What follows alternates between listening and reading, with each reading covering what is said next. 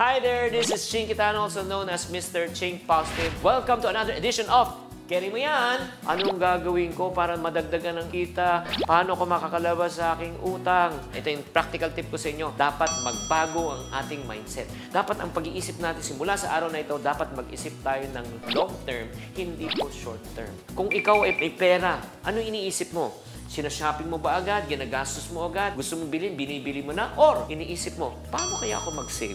Saan ko kaya ito i-invest? Paano kaya paluluguin to? Anong negosyo ang pwedeng kong pasukan? Kung yan ang iniisip mo, kapatid, ibig sabihin you're thinking about the long term.